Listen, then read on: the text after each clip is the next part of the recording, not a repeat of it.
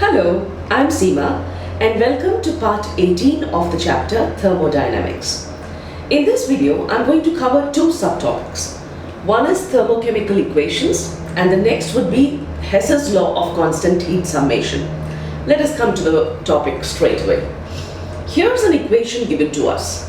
When we say a thermochemical equation, it means it's a chemical equation which tells us about the thermodynamics of that reaction too. What do we understand by this thermochemical equation?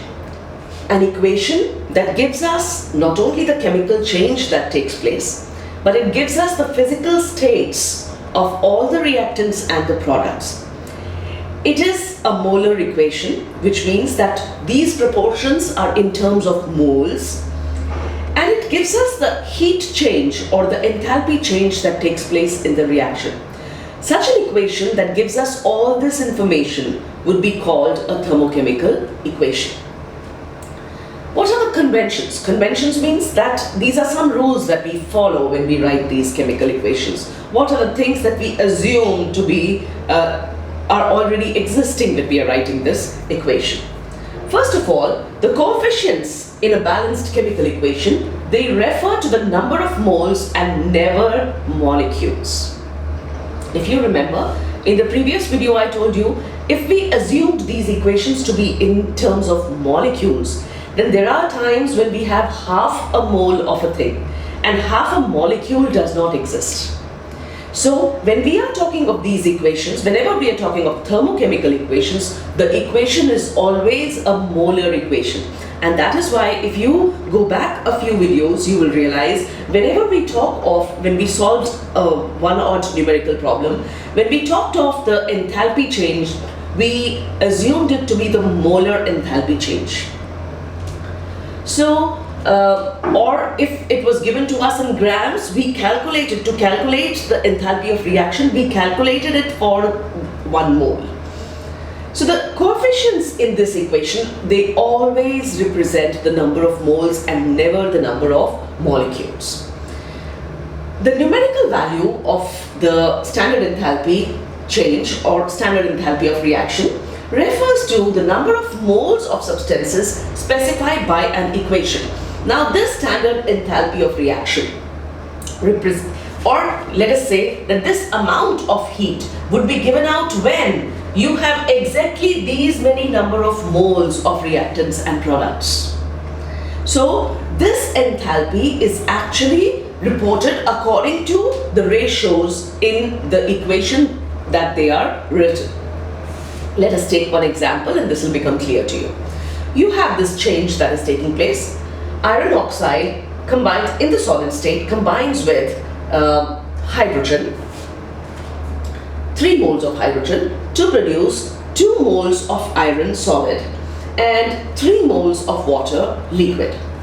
So we have the equation in which all the physical states are given, and what are those physical states? They are actually those most stable states under which under the standard conditions or under the reference state, which means that if we have not been given this value, we can calculate this value theoretically by referring to the table. And if we know the enthalpies of formation of the products and the reactants, we can find out the sum of the enthalpies of products minus sum of enthalpies of reactants, of course multiplied by their stoichiometric coefficients, and we can calculate the enthalpy of reaction for this particular reaction that is given to us. That is what we do. If we have to find out the enthalpy, why have I written it as enthalpy 1? Because we are going to use the same equation and we are going to change this ratio of the number of moles and then see what happens. So we take this as enthalpy, the change in enthalpy, standard enthalpy of reaction here would be equal to 3 times the enthalpy of formation of water, right, plus 2 times the enthalpy of formation of iron, that is you found out the sum of the enthalpies of the products, minus the sum of the enthalpies of reactants. What are the reactants? Fe2O3, and you have only 1 mole, so it will be 1 into enthalpy of formation of iron oxide plus 3, because the stoichiometric coefficient is 3, whatever the enthalpy of formation of water is, into 3 because you have to multiply those, the enthalpies of formation are for 1 mole. So you always have to multiply it by the number of moles of that substance that you're using or is being produced in the chemical change. Having done this, and now we refer to our table and we substitute the values. If you remember, in the previous video I told you that whenever you have elements in their standard states, usually when they are in their most stable state, their enthalpies, standard enthalpies of formation are 0. Yet, I have substituted these values to make it clear to you. This would be 3, the enthalpy of formation of water is 285.83 negative. It means this much of heat is given out. Kilojoules for 1 mole. But how many moles do we have? We have 3 moles of water. So, we multiply it by 3. Plus, we have 2 moles of iron being produced here in the reaction, right? So, we have 2 moles of iron being produced in the reaction. Therefore, we will multiply the enthalpy of formation of iron. It's a pure metal. Therefore, its enthalpy of formation, standard enthalpy of formation would be 0. And I just multiplied it by 2 to make it clear that every time we should be multiplying the stoichiometric coefficients to whatever value this is. Then, subtract the sum of the enthalpies of the reactants. The reactants, we have Fe2O3, 1 mole, so I put 1 here into minus 824.2 kilojoules per mole. This much of heat is given out. Minus means it is an exothermic reaction. So it means loss of heat. So this much of heat is lost in the formation of 1 mole and we have only 1 mole. Plus we have 3 moles of hydrogen being produced, and hydrogen is an element. Again, its enthalpy of standard enthalpy of formation would be 0. Therefore we have 3 into 0.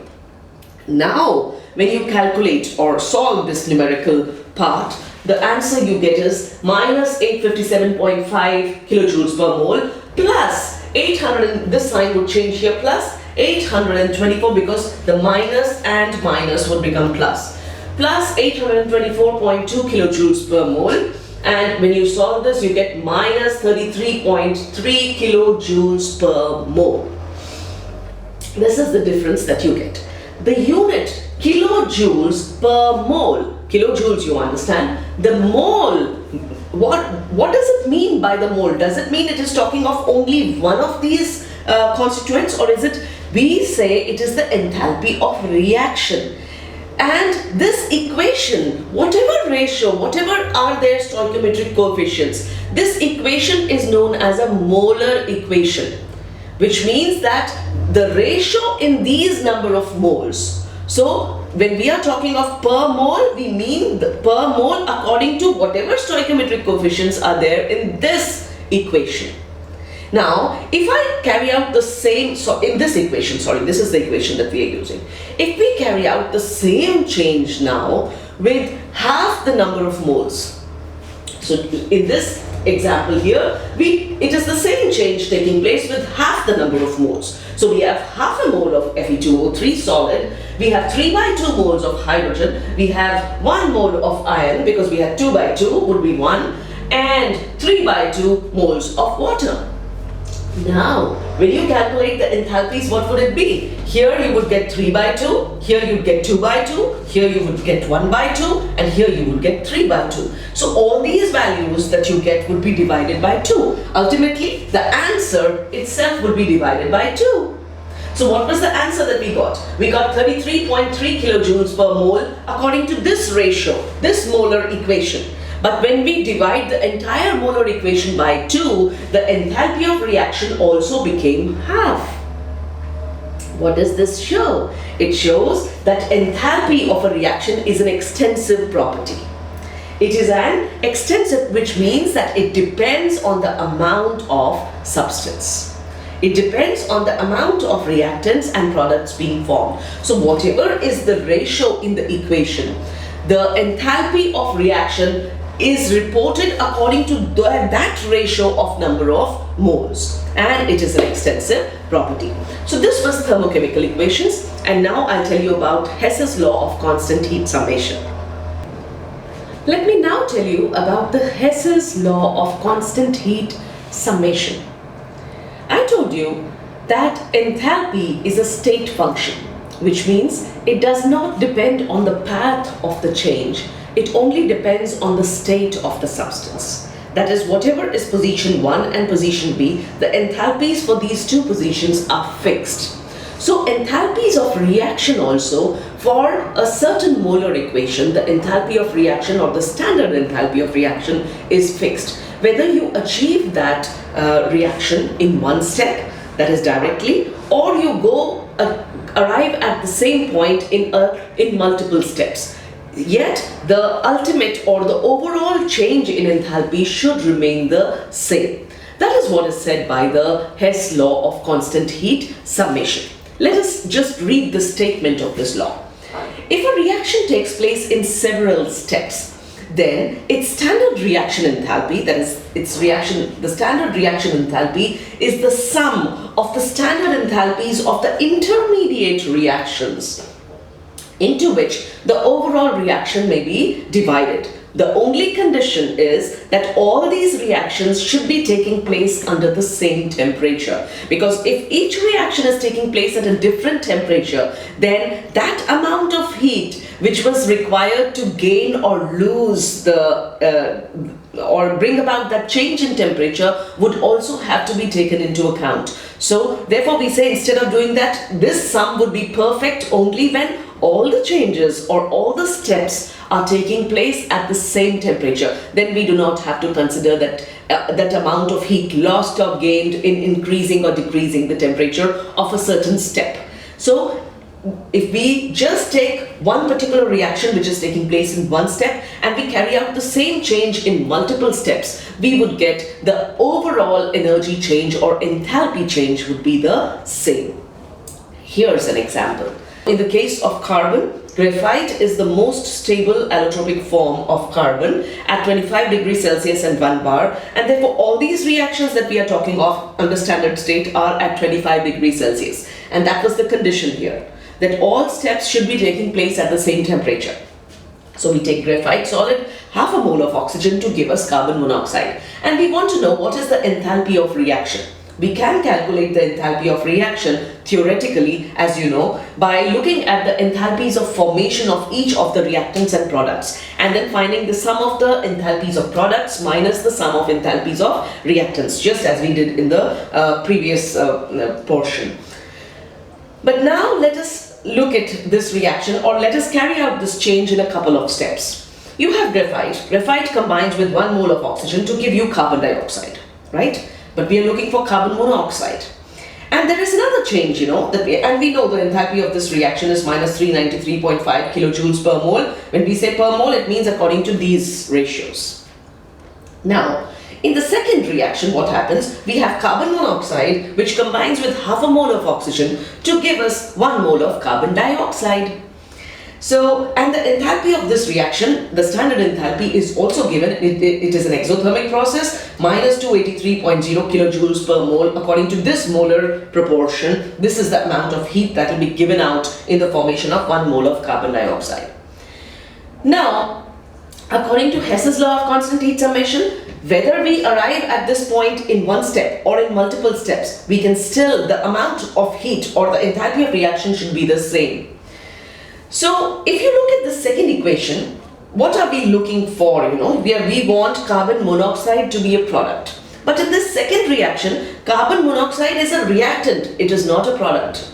So, do you know, whenever you have these thermodynamic equations, if joining these two things is going to release so much of heat, then removing these two things or parting them again would require an equal amount of heat. So if you just flip the reaction, the enthalpy or the magnitude remains the same, only the sign changes. So for the reverse reaction, the enthalpy would remain the same, only instead of heat being evolved, it would turn into heat being absorbed. Why are we doing this? We want carbon monoxide to be a product. We do not want it to be a reactant. Because here we are looking for carbon and oxygen should be the reactants, and this is the product. So we have these two reactions that we know of, and we change them. We flip the lower, the first one is right. We are getting carbon and oxygen in the reactants, which are at the right place. But this carbon dioxide, we do not want. We want carbon monoxide in the products. So the second reaction, we just flip it. Now when we flip this, we get the reaction carbon dioxide gas plus will give half of oxygen and carbon monoxide, and the enthalpy of this change, the standard enthalpy of this reaction would be the same, only it would be a positive value, right? If we number these equations, this was the equation that we wanted. This is equation, we call it 1. This is equation 2. This is equation 3. When we flip equation 3, we get equation 4.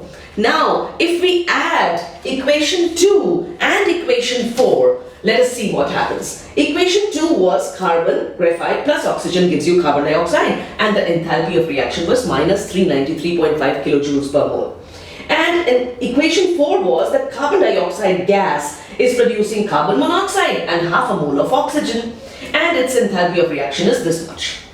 So what happens? What is it that we are looking for? In the reactants, we want carbon and half oxygen and carbon monoxide. The carbon dioxide gas in the reactant, in the product produced here, is used up in the reactants in the next reaction. If you imagine that these are successive changes, this reaction is taking place in steps. In the first step, carbon combined with oxygen to give us carbon dioxide. In the next step, carbon dioxide broke down to give us carbon monoxide and half a mole of oxygen. It means the carbon dioxide that was produced in the first step got used up in the second step. Right? So it is no more there. So that has been eliminated from the reaction. Now, the problem is we do not want oxygen in the product. In the first step, 1 mole of oxygen was used in the reaction. But in the second step, half a mole of oxygen was produced. 1 mole was used up and half mole was given back. So how much was actually used? Net, how much of oxygen was used? Only half a mole, because 1 mole was used up in the first step, and the second step, half a mole was given back. So if it was given back, it means you're left with only half a mole. So this half and leaves only half a mole here. So you get your desired reaction. You get carbon, that is graphite in the solid state, combines with, now only half a mole of oxygen is left behind, which will give you carbon monoxide gas, and the rest of the things have been cancelled out. Now, what have you done? You've just added 2 reactions, or the same reaction has taken place in 2 steps. So whatever was the enthalpy of reaction in both the steps will also have to be added. Okay. So now when we add both the heats, both the enthalpies of reaction, we get minus 393.5 kilojoules per mole, and we add plus 283.0 kilojoules per mole for this reaction, and the difference that we get is minus 110.5 kilojoules per mole. Excuse me. It means the enthalpy of this reaction was minus 110.5 kilojoules per mole.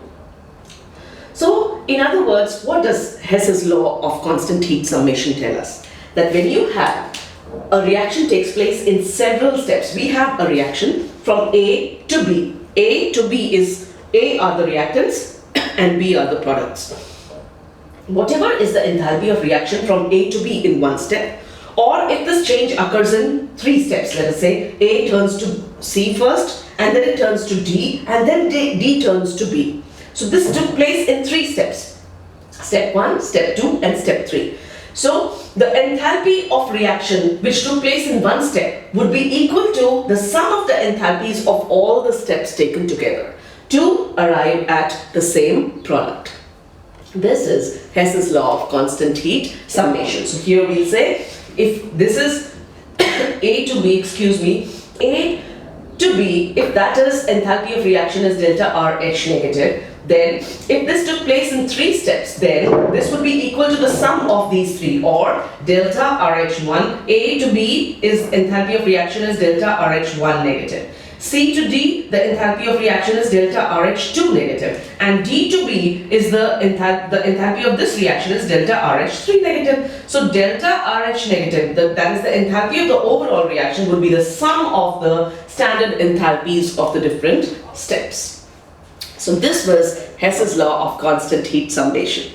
If you found this video helpful, please give it a thumbs up, subscribe to my channel, recommend it to your friends, and please keep returning for more videos in chemistry.